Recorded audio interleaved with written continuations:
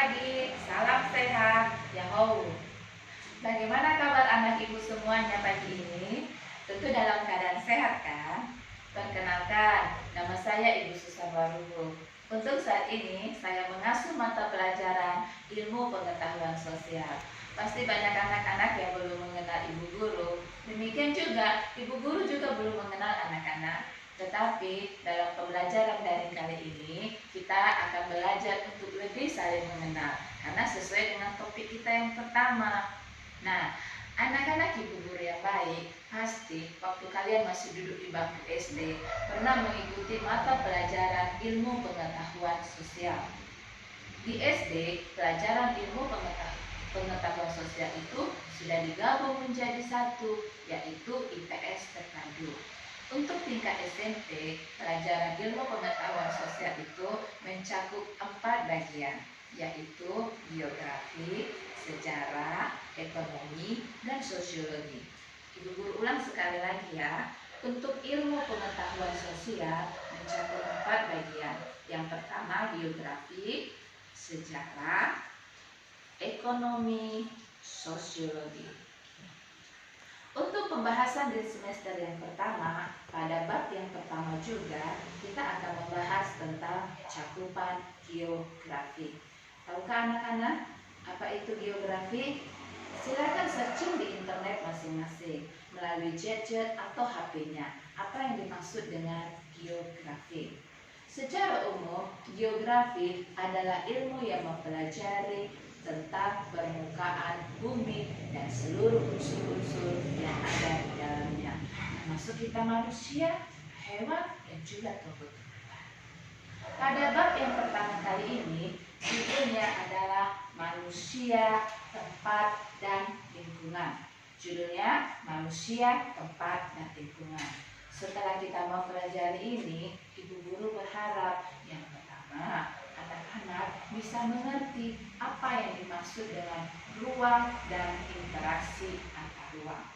Berikutnya yang kedua, anak-anak akan mengetahui di mana letak dan berapa posisi jumlah luas Indonesia. Berikutnya yang ketiga, anak-anak bisa menggambarkan tentang kondisi geografis Indonesia. Yang keempat, tentang keadaan penduduk, lalu kondisi alamnya, dan bagaimana perubahannya. Itu semua bisa anak-anak baca di dalam buku paket siswa yang sudah dibagikan di minggu yang lalu. Pada pembelajaran kita kali ini anak-anak, kita akan membahas tentang manusia, tempat, dan lingkungan. Itu judul besarnya. Bagian yang pertama, kita akan membahas dulu tentang keruangan. Ya, bagian yang pertama kita akan membahas tentang keruangan. Kata dasarnya apa? Ruang. Pernah mendengar kata ruang? Wah, pasti pernah semua mendengar. Tempat anak-anak sekarang ini berkumpul, itu pun bisa disebut dengan ruang. Tempat kita belajar pun itu disebut dengan ruang. Lalu, apakah pengertian ruang dalam pelajaran kita hari ini? Ruang adalah tempat ataupun lokasi di permukaan bumi, baik secara keseluruhan maupun hanya sebagian yang digunakan oleh makhluk hidup untuk tinggal. Ya, ruang adalah seluruh permukaan bumi, baik secara keseluruhan ataupun sebagian yang digunakan seluruh makhluk hidup untuk tinggal. Itu yang disebut dengan ruang. Nah, setiap ruang anak-anak memiliki karakteristik yang berbeda-beda. Antara satu tempat dengan tempat yang lainnya memiliki karakteristik yang berbeda-beda. Sama seperti anak-anak. Antara si Andi dengan Anton pasti berbeda. Andi bertubuh tinggi, Anton bertubuh pendek. Berarti karakteristiknya berbeda. Seperti itu juga keruangan memiliki karakter yang berbeda-beda. Dalam setiap keruangan yang berbeda ini pasti harus ada yang namanya interaksi. atau hubungan. Tidak bisa seseorang hanya tinggal di satu tempat saja tanpa membutuhkan tempat yang lain. Karena di satu tempat menghasilkan produksi ataupun sumber daya alam yang berbeda dengan tempat yang lain. Nah, untuk terjadinya interaksi keruangan harus memenuhi 3 unsur. Untuk memenuhi interaksi keruangan harus memenuhi 3 unsur. Yang pertama yaitu unsur untuk saling melengkapi. Unsur saling melengkapi. Contohnya seperti ini anak-anak. Desa A menghasilkan sayur karena di desa A banyak petani. Di desa B menghasilkan ikan karena daerahnya adalah daerah laut. Orang yang tinggal di dataran membutuhkan makanan berupa ikan. Mereka yang tinggal di tepi pantai juga membutuhkan sayuran yang berada di dataran rendah. Maka wilayah A dengan wilayah B, supaya semua kebutuhannya tercukupi, mereka akan saling berhubungan. Wilayah A menjual sayurnya ke wilayah B. Wilayah B menjual ikannya ke wilayah A. Akhirnya mereka saling berhubungan, saling melengkapi antara A dengan B.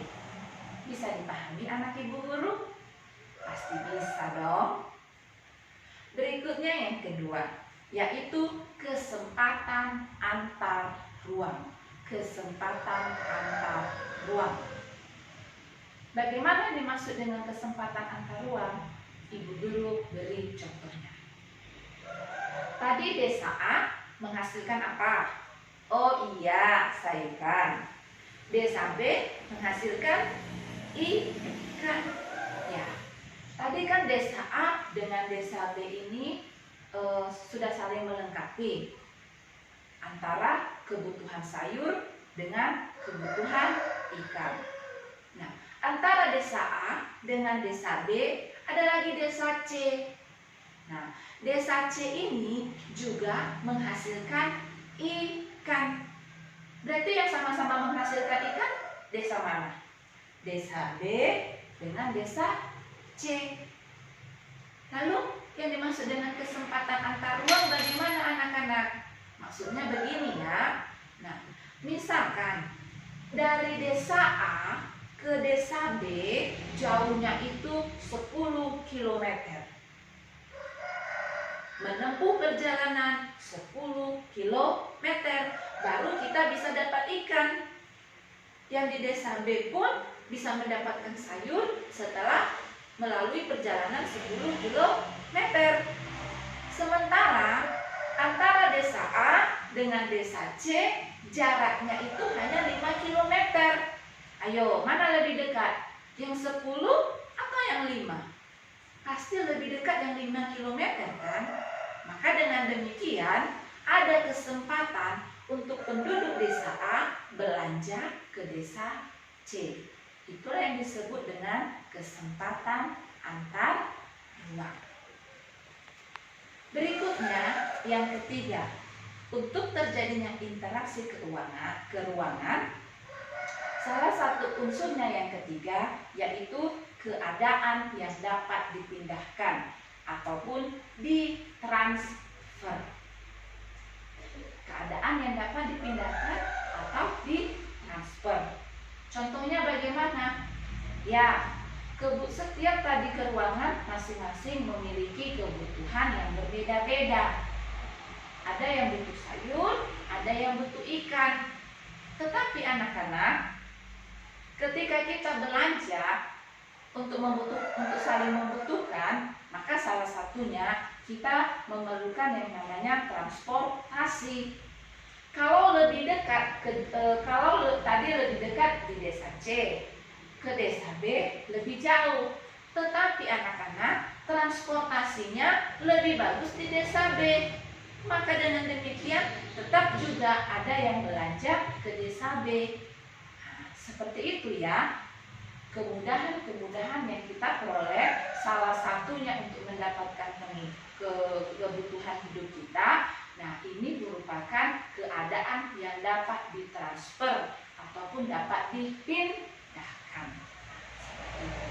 Itulah materi kita yang pertama untuk manusia, tempat, dan lingkungan.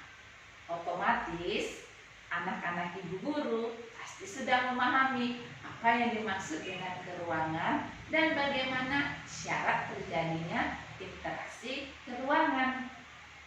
Untuk lebih memahaminya, anak-anak ibu guru dapat membaca buku paket yang sudah dibagikan. Dan berikutnya, bagian yang kedua, ibu guru sudah mengirimkan LKPD, lembar kerja peserta didik. Apa yang harus anak-anak lakukan di situ?